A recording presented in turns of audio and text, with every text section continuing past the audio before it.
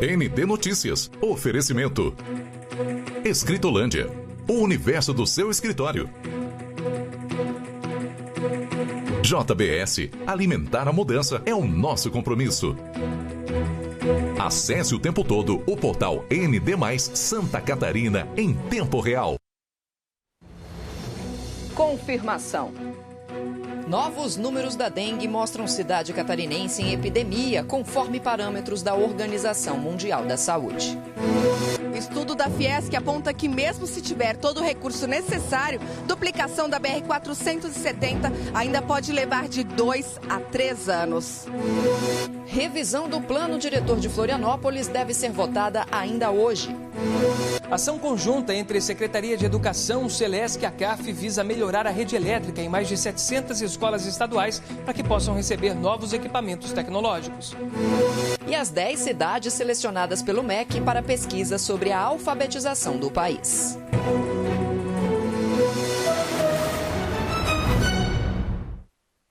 Olá para você que nos acompanha.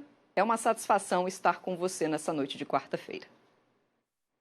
A revisão do plano diretor de Florianópolis será votada nessa noite na Câmara de Vereadores. Quem está acompanhando ao vivo e vai trazer mais detalhes para a gente é o Paulo Metlin. Paulo, por favor, as informações que você já conseguiu apurar por enquanto. Seja bem-vindo a essa edição.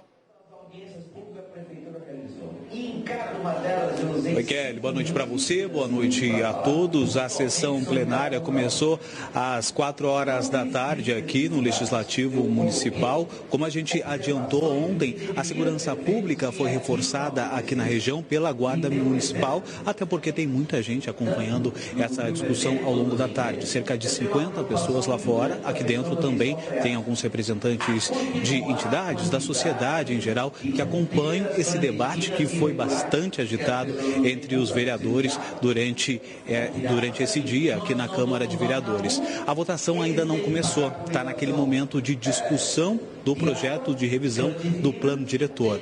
No momento em que os vereadores podem se inscrever, 8 vereadores se inscreveram, cada um tem cerca de 10 minutos. Nós estamos no último discurso, que inclusive é do Renato da Farmácia, que é líder do governo aqui na Câmara de Vereadores. Depois disso, começa então a discussão do projeto de revisão do plano diretor.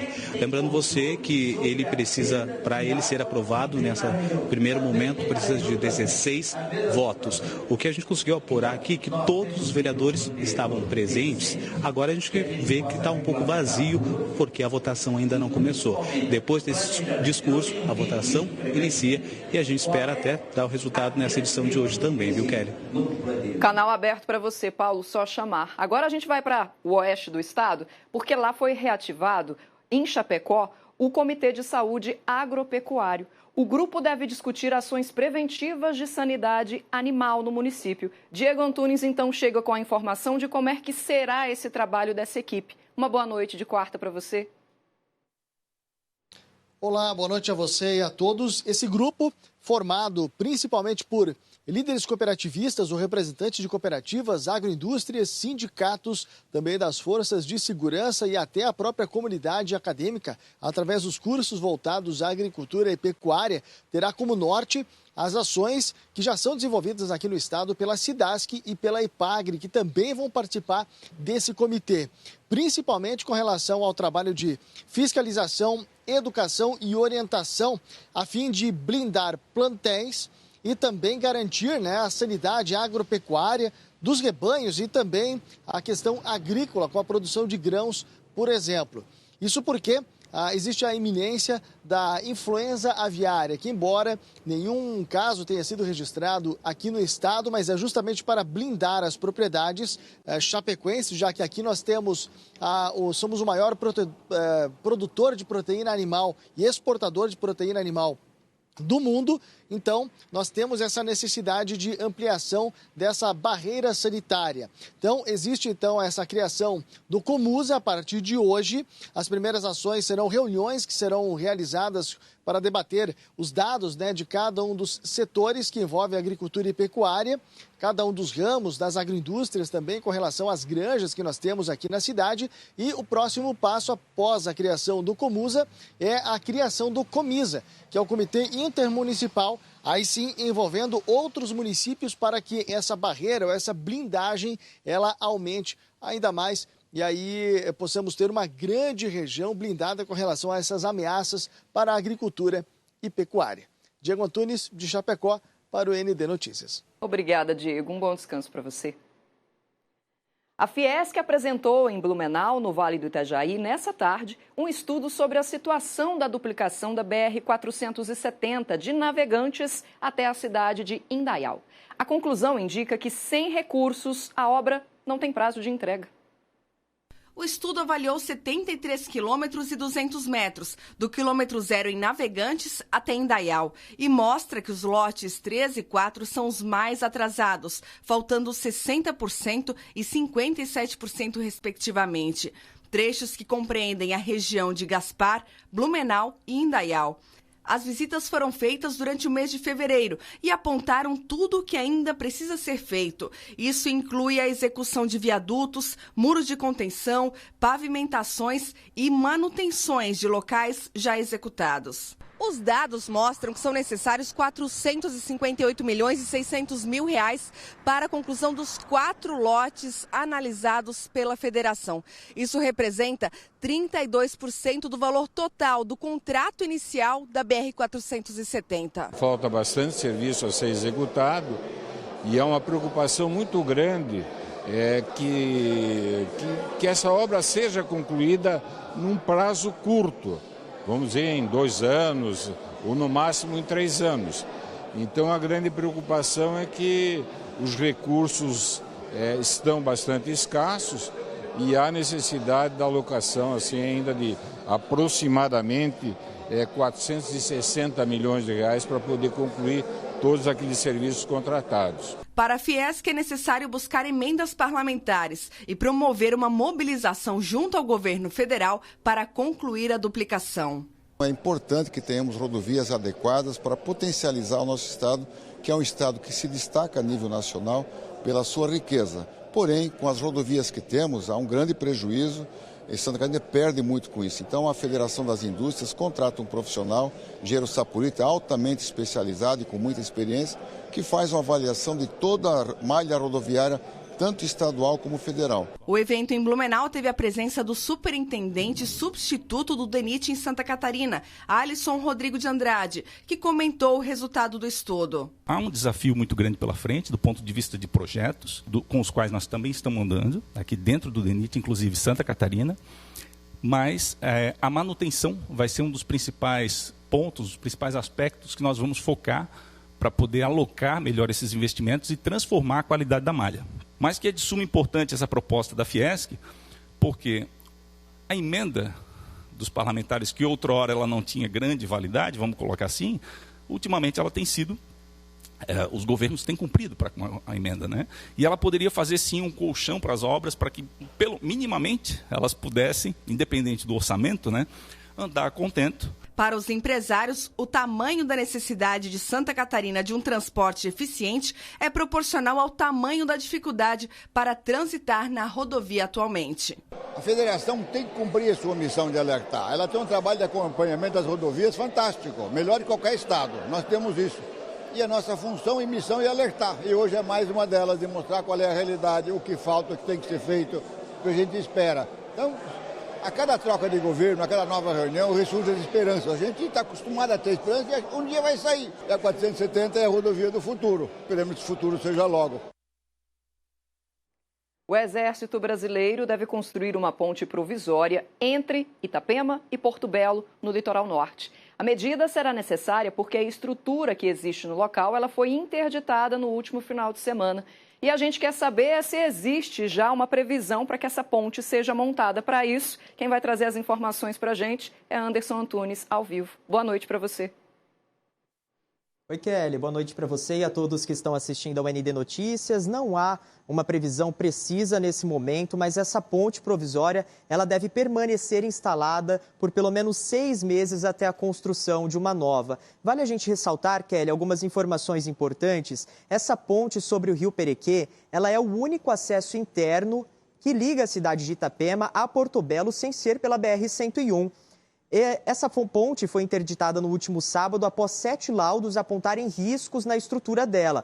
A solicitação de apoio chegou a ser pauta de um encontro entre membros do Legislativo Estadual, representantes dos 2 municípios e também a Defesa Civil do Estado e o Instituto do Meio Ambiente também estiveram presentes nesse encontro, Kelly. Em breve, técnicos da 5ª Região do Exército eles vão até esse local para fazer a instalação dessa nova estrutura provisória que, claro, vai facilitar muito ali o tráfego de veículos para quem mora entre as cidades de Itapema e também Porto Belo.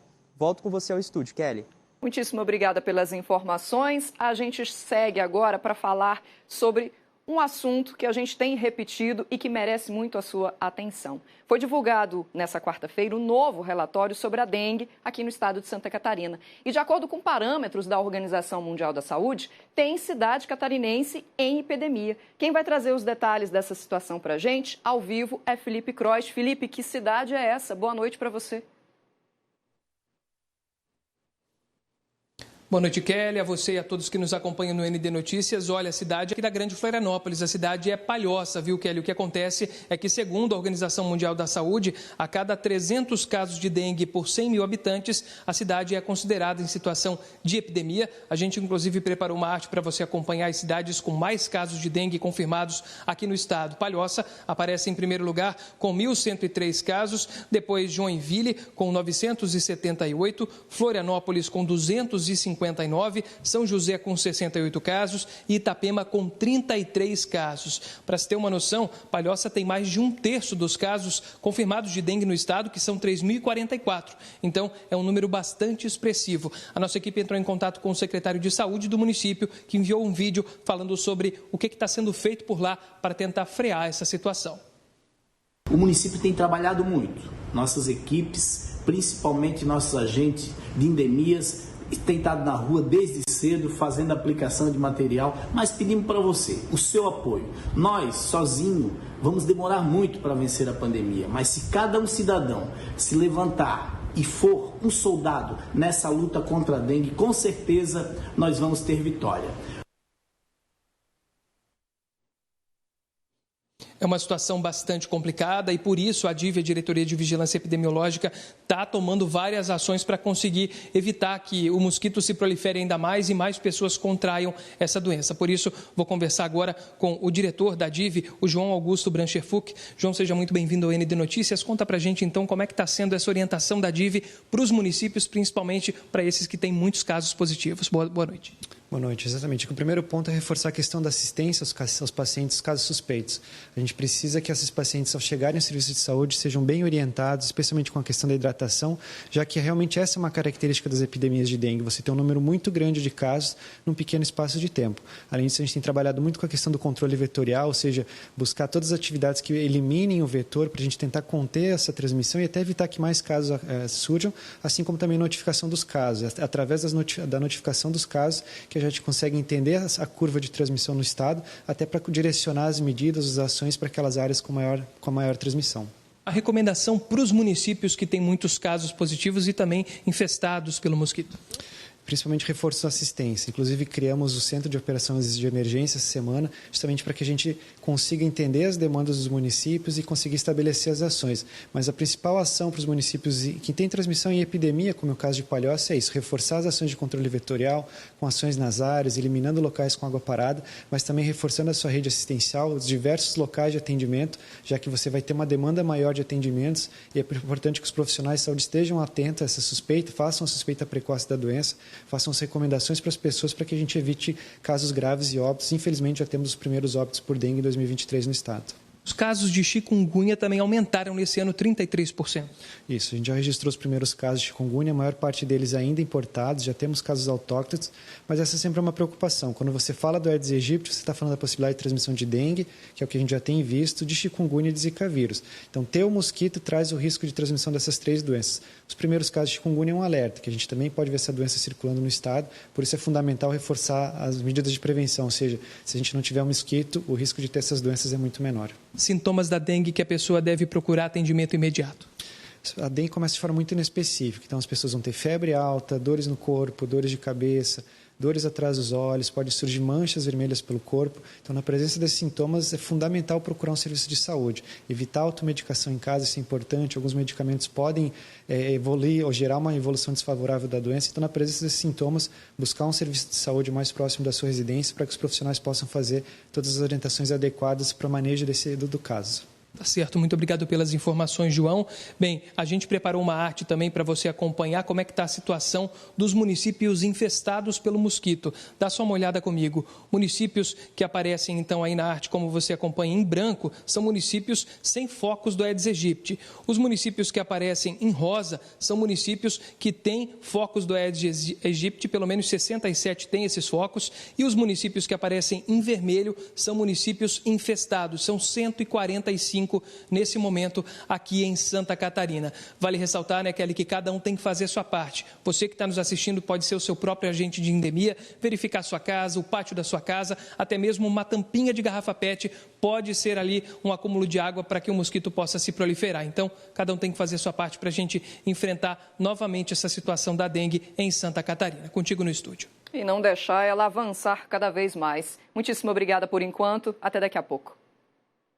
Você continua com a gente porque, a seguir, a ação conjunta pretende mapear a rede elétrica das escolas estaduais para instalação de equipamentos. E mais, 10 cidades catarinenses são selecionadas pelo MEC para pesquisa sobre alfabetização do país.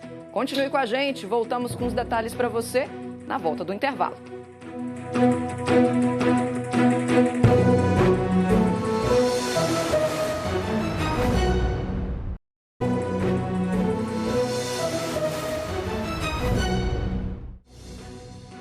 Dez cidades de Santa Catarina foram selecionadas pelo Ministério da Educação para uma pesquisa que vai avaliar a alfabetização no país. Danila Bernardes acompanha a apresentação desse projeto e traz os detalhes para a gente de toda essa situação. Seja bem-vinda.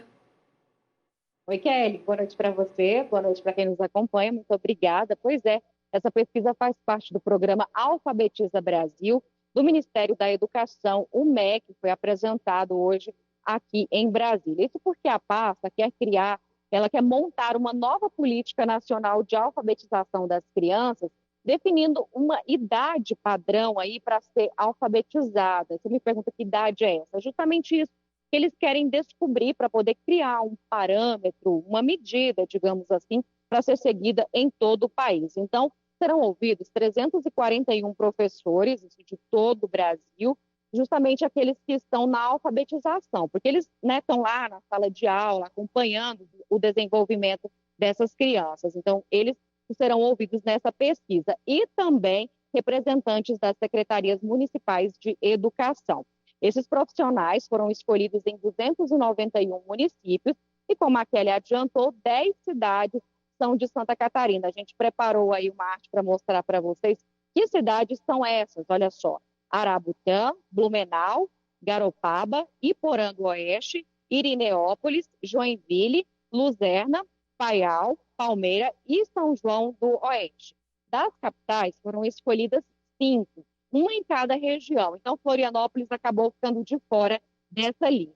A pesquisa com os professores já acontece no mês que vem, entre os dias 15 e 23. Depois vem a parte da análise desses dados e também das reuniões e entrevistas com os representantes das secretarias municipais de educação. Só para ter uma ideia da importância de ter essa padronização, da alfabetização, dados de 2021 do SAEB, que é o Sistema de Avaliação da Educação Básica, mostraram que de 2.800.000 alunos, apenas 38% tinham condições de aprendizagem adequada na língua portuguesa, como, por exemplo, a leitura e a escrita. É importante a gente ressaltar, Kelly, que os especialistas dizem que você ser alfabetizado não é só saber escrever o nome, tem que também ter noção de interpretação daquilo que está sendo escrito, daquilo que está sendo lido. E outro desafio do Ministério da Educação é proporcionar condições para que essa alfabetização aconteça nessa chamada idade certa, né, Kelly? Muitíssimo obrigada. Tem mais informação de Brasília daqui a pouquinho, então daqui a pouco eu chamo você mais uma vez, viu, Danila? E uma ação conjunta do governo do estado com a Celesc e entidades vai mapear e reparar a rede elétrica das escolas estaduais de Santa Catarina. O objetivo é que a estrutura comporte novos equipamentos tecnológicos que já foram adquiridos pelo estado. Qualquer equipamento tecnológico que precisa de uma fonte de energia depende de uma boa rede que garanta a estabilidade do funcionamento e que não fique sobrecarregada. Mas a realidade das escolas do estado é outra, redes antigas e que não são capazes de suportar a evolução tecnológica dos equipamentos. A Secretaria de Estado da Educação adquiriu mais de 3.700 lousas digitais para substituir os quadros como esse aqui e também 4.000 mini-computadores, mas a instalação desses equipamentos depende de uma rede elétrica que dê o suporte necessário. Aqui no Instituto Estadual de Educação, por exemplo, todas as salas contam com ar-condicionado, mas se ligar o equipamento, a energia cai. A rede elétrica hoje existente é lá da construção da escola, do instituto, lá do final da década de 60 e início dos anos 60. Então está sendo feita, né, uma remodelação, está sendo feita rede nova, estão sendo feita substituição de muitos fios em muitos locais. Então eles não suportam a carga de você instalar aparelhos de ar-condicionado para que possa climatizar a escola como um todo. Por isso, uma parceria entre a Secretaria de Educação com a Celesc, Centrais Elétricas de Santa Catarina, e a ACAF, Associação Catarinense das Fundações Educacionais, visa mapear as redes em 700 escolas do estado, para assim garantir que o sistema funcione de forma adequada. Então é nesse momento que entram as universidades da ACAF com seus cursos de engenharia elétrica e engenharia civil também, que tem as disciplinas de instalações elétricas, fazendo um levantamento e um projeto elétrico necessário para essas instalações. A equipe da Celesc pretende verificar todas as melhorias necessárias para garantir que a rede de energia que chega às escolas seja suficiente para atender cada instituição. Então a Celesc tem 16 regionais, né? São 16 regionais que estão distribuídas em Santa Catarina. Então cada regional vai atuar mais próximo das escolas públicas estaduais da sua região. Um termo de compromisso será assinado entre todas as instituições em até 30 dias. Por isso, não existe um prazo para que as primeiras escolas sejam contempladas ainda. Mas a diretora de infraestrutura da Secretaria de Educação garante que tudo será feito da forma mais ágil possível. Essa colaboração técnica ela vai ser para a aprovação dos projetos, para a gente conseguir licitar a execução. Então, são 2 momentos. Primeiro, fazer os projetos e depois licitar a obra. As escolas que ainda não receberam os equipamentos vão ser contempladas de acordo com o cronograma do governo. Todo equipamento tecnológico e digital é bastante importante para ter interação com os alunos. No caso da lousa, muito mais, porque ele abre um leque grande de possibilidades de a gente interagir com a disciplina, com o conteúdo que está sendo falado, que está sendo passado para o aluno. Tem ar-condicionado, tem essas lousas digitais, tem a parte de data shows, né? Então tem toda uma infraestrutura que pode auxiliar e melhorar, né, o aprendizado e também facilitar o professor no repasse do seu conhecimento. Os moradores de Joinville serão ressarcidos por erros nas faturas de água cometidos nos últimos 17 anos. Darlene Martins está ao vivo, explica essa situação para a gente e traz os detalhes. Boa noite para você. Oi, Kelly. Boa noite para você, boa noite a todos. É isso, por entender que houve cobrança indevida na conta de água, a Justiça condenou a companhia responsável pelo abastecimento de água e esgoto aqui de Joinville e também o município a devolver aos usuários do sistema 8,86% dos valores cobrados nos últimos 17 anos. O percentual é referente à inclusão de custos indevidos de insumos, pessoal e investimentos no reajuste da tarifa do serviço desde 2006, assim como nas correções dos períodos posteriores. Na ação civil pública consta que, à época, Um aumento de 12% foi aprovado pelo município em patamar 382% acima do índice inflacionário do período a que se referiu o decreto. No documento, a Justiça argumenta que a devolução deverá ocorrer mediante abatimento nas faturas do próprio serviço,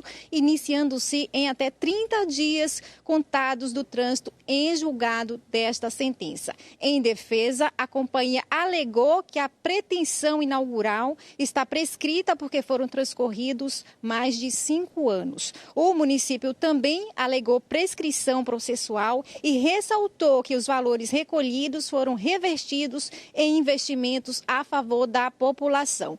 Tanto a Companhia de Águas e Esgoto aqui de Joinville como o município, eles vão recorrer, mesmo que esse caso seja de gestões anteriores, Kelly. Isso não garante que esses usuários venham a receber esse valor de imediato. Tudo vai depender da finalização deste processo. Volto contigo aí no estúdio. Obrigada, Darlene. Até a próxima e um bom descanso para você.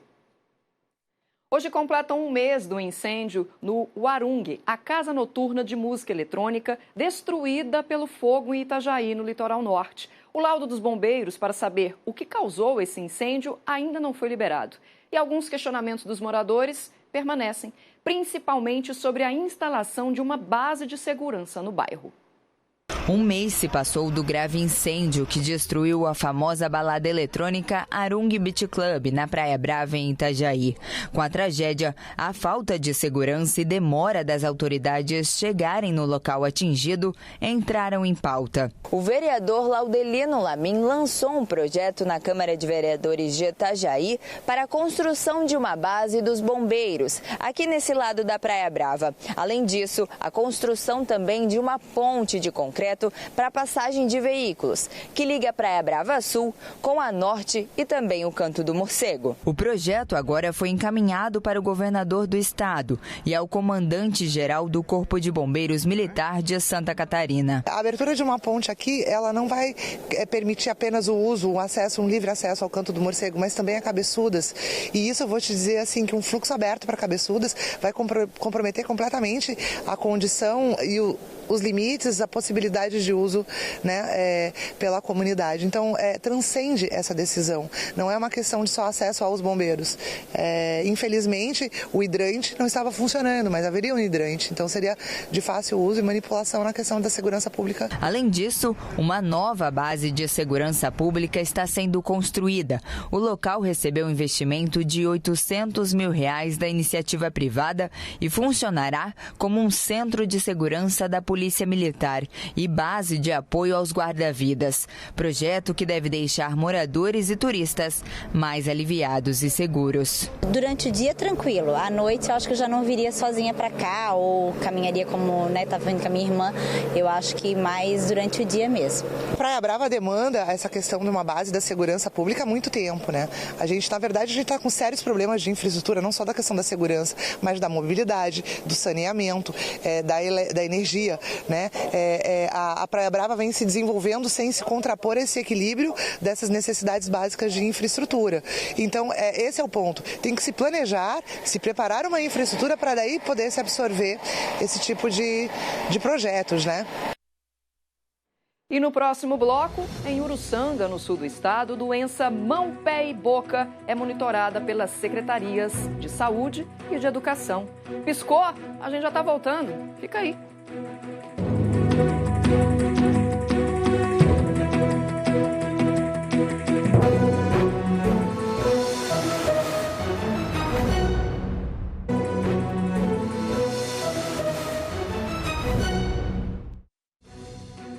Começa amanhã, aqui na capital, um evento na UAB que, dentre os temas, vai falar sobre o fim do trabalho totalmente remoto e por magistrados. Danila Bernardes volta ao vivo de Brasília para falar a respeito dessa situação, que inclusive gera polêmica.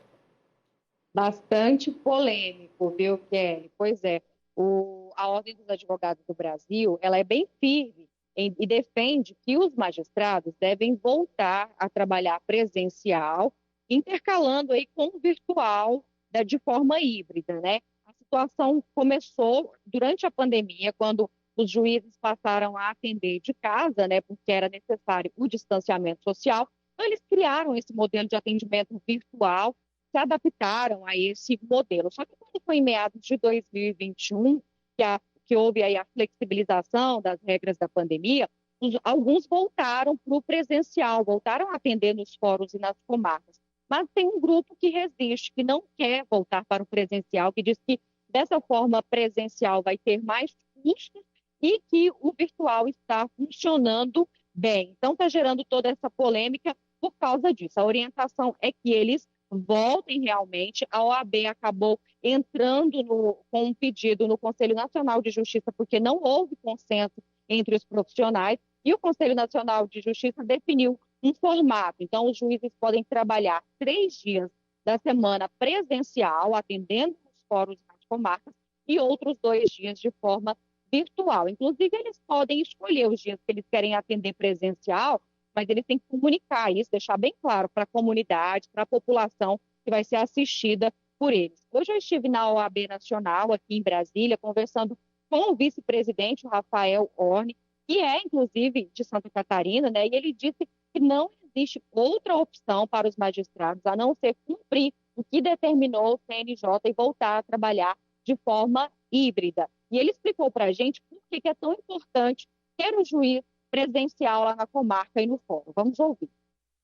Toda vez que nós temos um fórum fechado, a dificuldade de acesso a um magistrado, nós temos uma dificuldade, na verdade, de acesso à justiça. Quem perde com isso é o cidadão, aquele que precisa, muitas vezes, de uma decisão judicial urgente, precisa de uma prestação jurisdicional e não encontra esse serviço disponível por estar fechado ou ausente a um magistrado no âmbito do fórum. Por isso, a necessidade de reconhecermos a importância da magistratura para a advocacia, para a cidadania e para a democracia. Por reconhecer a importância da atividade jurisdicional, é que a Ordem faz esse posicionamento no sentido de defender essa retomada das atividades presenciais com a harmonização com o atendimento digital.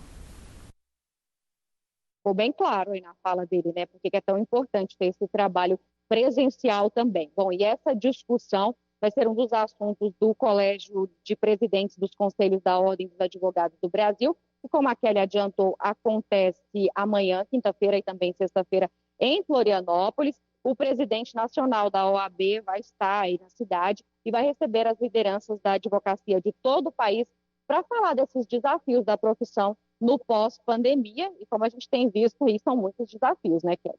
Com certeza. Muitíssimo obrigada. Um bom descanso para você, Danila. A Assembleia Legislativa aprovou hoje, por unanimidade, o projeto de reajuste do salário mínimo regional. A matéria segue agora para a sanção do governador Jorginho Melo. Com a aprovação do projeto, o piso salarial de trabalhadores de vários setores da economia estadual terá um reajuste médio de 7,43%, o que pode chegar até R$ 1.740. O percentual ele foi acordado no dia 10 de março entre entidades representativas dos empregadores e dos trabalhadores.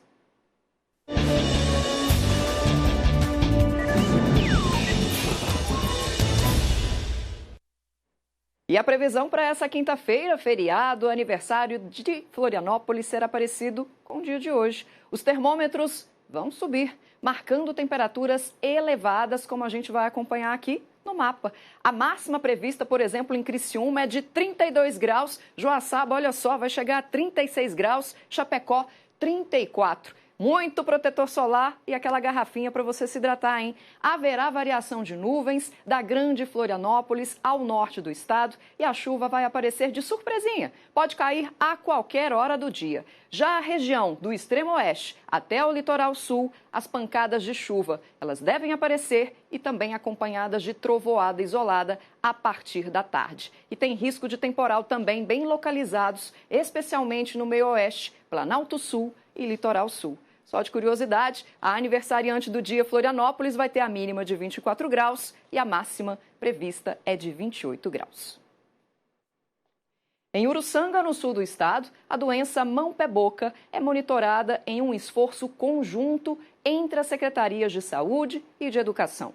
A cidade registrou mais de 30 casos da doença na última semana e das 10 escolas de educação infantil do município, 4 já tiveram casos identificados. A doença atinge principalmente crianças com menos de 5 anos e que têm contato com outras crianças. A mão, pé, boca é uma infecção viral que dura de 7 a 10 dias. Ela é uma doença infecto-contagiosa, né? Muito contagiosa. Então, por isso que a gente orienta quando tem crianças apresentando os sintomas, a gente solicita que tenha um afastamento da escola. A Bruna é mãe do Benício, de 1 ano e 6 meses. E essa é a segunda vez que o bebê teve contato com a doença. E como a maioria das crianças, os primeiros sintomas foram a febre e o mal-estar. Só depois disso que as manchinhas começaram a aparecer. Primeiramente, a gente não sabia lidar com o que era. E a gente ficou esperando que fosse algo leve.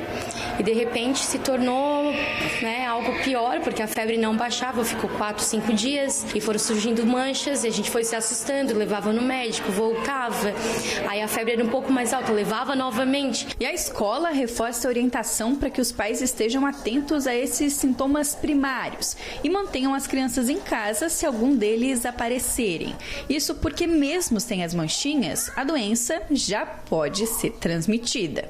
Nessa creche em Uruçanga, 16 casos da doença foram registrados desde o início do mês de março. E das 10 escolas municipais que oferecem algum tipo de educação infantil, 4 registraram pelo menos um caso da doença, o que soma mais de 30 crianças afetadas pela mão, pé e boca. Doença super comum, principalmente nas épocas de verão e primavera. A gente teve uma onda assim um pouco mais, digamos, intensa nesses primeiros dias de março. Todas as aulas seguiram no ritmo normal. Só essas crianças que apresentaram sintoma realmente foram afastadas. Para evitar o contágio, alguns protocolos devem ser observados, como, por exemplo, evitar contatos como beijos, abraços e o compartilhamento de alguns itens de alimentação e higiene. Além do monitoramento, a higienização das salas e objetos é o que previne o aumento de casos.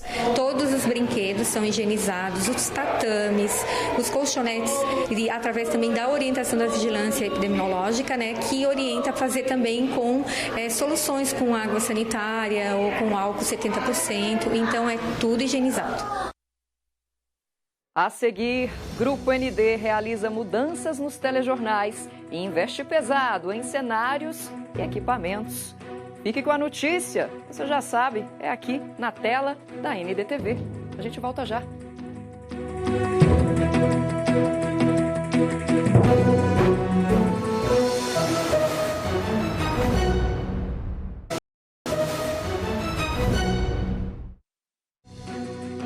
A partir de amanhã, o preço de venda do diesel da Petrobras para as distribuidoras será mais baixo, passando de R$ 4,02 para R$ 3,84. A redução de 18 centavos por litro vai acontecer, então, como eu disse, a partir de amanhã. E a petroleira informou que a parcela dela no preço ao consumidor será, em média, R$ 3,45 a cada litro vendido na bomba, já que o produto é composto obrigatoriamente de 90% de diesel A e 10% de biodiesel. A Petrobras destaca que a definição de preços preserva a competitividade, mas ela reforça que ela evita repassar as mudanças frequentes do mercado internacional. E veja outras notícias de Santa Catarina. Entre os dias 3 e 5 de agosto, Florianópolis recebe a primeira edição do Encontro Brasileiro das Cidades Criativas Unesco da Gastronomia. Serão realizadas reuniões técnicas, visitas a produtores, apresentações culturais, degustação de pratos típicos e área para restaurantes parceiros. A ideia é conectar a cadeia produtiva, promover intercâmbio de experiências, conhecimentos e gerar negócios. 14 cidades participam do evento. E foi lançada na Alesc a Frente Parlamentar de Apoio às Escolas Cívico-Militares. O eleito para coordenar os trabalhos é o deputado Marcos da Rosa, do União, que pretende convencer o governo do estado a implantar este modelo no maior número possível de municípios. Entre os fatores destacados estão a aprovação de pais e alunos, a diminuição em torno de 80% da evasão escolar e das violências físicas e verbal. Desde o dia 8 de março, o governo começou o processo de emissão da nova carteira de identidade em todos os postos de atendimento. mas só Santa Catarina, Acre, Alagoas e Mato Grosso conseguiram se adequar para atender a população. Os demais estados e o Distrito Federal estão em fase de testes ou ainda sendo implementada. O modelo nacional vai integrar as informações, tornando mais fácil e rápida a identificação. O novo documento utiliza o CPF como número único. Até o fim do ano, todos os estados da federação devem adotar o modelo nacional. O agendamento deve ser feito pelo site da Polícia Científica do Estado. A partir de amanhã tem mudança aqui na tela da NDTV em todos os telejornais. O Grupo ND investiu em novos equipamentos, ampliou a equipe de jornalismo e fez alterações nos estúdios. A Karina Coupe preparou uma reportagem e a gente vai ver juntos agora quais são essas novidades. Na tela, aqui do ND Notícias. Já são meses planejando as mudanças e dias executando as reformas. Mudar, inovar, modernizar está no DNA do Grupo ND, que tem mais de 30 anos de história. Um grupo que está sempre à frente do seu tempo. Agora uma nova fase começa para trazer mais conteúdo, mais informação, mais dinamismo. Os principais programas do Grupo ND se renovam e ganham novas versões para ficar ainda mais próximos do público. Com tecnologia de ponta, equipamentos modernos e infraestrutura de primeira, com cenários de última geração. Um grande investimento para uma grande mudança, que começa a acontecer nesta quinta-feira, dia 23 de março, dia do aniversário de Florianópolis. Será um presente para a capital, mas também para todos os catarinenses. É o SC no ar diferente, é o Balanço Geral em Florianópolis diferente, é o Estado Alerta diferente e o ED Notícias, que é o nosso prime time, diferente. Nós temos hoje uma liderança do relacionamento, da influência, da formação de opinião, da credibilidade, da confiança, mas principalmente do interesse de servir aquilo que é a comunicação a uma sociedade. Agora com câmeras novas, com investimento de mais de 6 milhões de reais, com estúdios novos, investimentos com quase R$500 mil para poder oferecer para vocês, surpreender para vocês. O público vai se surpreender logo cedo. A partir de amanhã, o SC no ar ganha 2 apresentadores. Lucas Leal, que já faz parte da equipe, deixa a redação para comandar a atração ao lado da jornalista Marta Gomes. A jovialidade do jornalista se soma à experiência de quem já tem mais de 10 anos de Grupo ND e que por muitos anos comandou o SC no ar. Juntos, eles devem trazer novidades para deixar o comecinho do dia ainda mais informativo. E eu, Lucas Leal e toda a equipe do SC no ar, a gente pretende levar uma informação moderna, dinâmica para vocês e, claro, muita utilidade pública, informações de trânsito, informações de previsão do tempo e a gente juntinhos com todas as notícias de Santa Catarina. Acho que a nossa missão é pegar essa trajetória consolidada de público, de informação que já foi muito bem executada pela Márcia Dutra, enorme profissional, né, que a gente aprende todos os dias, e fica esse desafio de poder assumir uma nova roupagem para o jornal. No estúdio do Balanço Geral, o que se tem visto nos últimos dias é muito trabalho. É um serra daqui, um corta dali, um monta de lá. Tudo isso para que nesta quinta-feira, Rafael Polito possa dar boa tarde num cenário totalmente renovado. O Balanço Geral ficará mais dinâmico, com novas cores, novas telas e um espaço bem mais moderno. O mesmo acontece com o Cidade Alerta. Henrique Zanotto falará com Santa Catarina num espaço renovado, seguindo o padrão nacional. No estúdio do ND Notícias, o trabalho de reforma também foi intenso nos últimos dias. Muitas mudanças no cenário, que ficará mais amplo, mais atrativo e muito mais tecnológico, para receber uma dupla de peso do jornalismo catarinense. Paulo Alceu, um ícone do telejornal noturno, ganha a companhia de Márcia Dutra, que depois de quase 2 anos e meio no comando do SC no ar, deixa as manhãs da NDTV para integrar o time da noite. É uma expectativa muito grande, é um coração dividido, porque eu amo muito o SC no ar, é como deixar um filho, mas é deixar um filho para cuidar do outro filho, porque também vai ser lindo fazer o ND Notícias, que é o jornal que leva o nome do nosso grupo, ND Notícias, do Grupo ND. Tem um friozinho na barriga, apesar de todos esses anos como profissional do jornalismo. Mas vamos esperar, a gente vai dar de tudo para vocês, ao lado da Márcia Dutra, nós vamos apresentar o jornal, tentando mostrar o máximo do que acontece em nosso estado, do que acontece no nosso país, influenciando diretamente Santa Catarina. Assim como todos os dias novas notícias surgem, uma nova era surge no Grupo ND, para que, independente da hora do dia, o telespectador ligue a TV e veja conteúdos de relevância, ficando muito bem informado. Hoje nós estamos mostrando novos produtos, novos cenários, novas caras, gente jovem e um jornalismo mais vibrante, um jornalismo mais participativo e mais envolvido com Santa Catarina. A partir de amanhã é olho na TV, porque você piscou, a NDTV mudou. É cada vez mais surpreender a vocês, para que a gente possa ter a comunicação e vocês cada vez mais satisfeitos e felizes e usufruindo dessa informação que o Grupo ND, a NDTV, a Record entrega com muita alegria, com muita satisfação, orgulho e com uma equipe maravilhosa para a partir do dia 23 agora entregar mais e melhor sempre.